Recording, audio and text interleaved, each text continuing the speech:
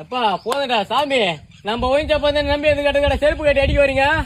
என் புத்தி ஏன் செருப்பால அடிச்சுக்கிறாடா. நான் ஹெல்ப் பண்ணிட்டு அடிச்சு பேச செருப்பால் அடிக்க அவ்வளவு பேசுக கம்முனு போமா. இன்னைக்கு எங்க போய் வம்பித்துட்டு வந்து தொலைச்சா? ஒரு நாளைக்கு ஒரு குவார்டர் குடிக்கிறேன்.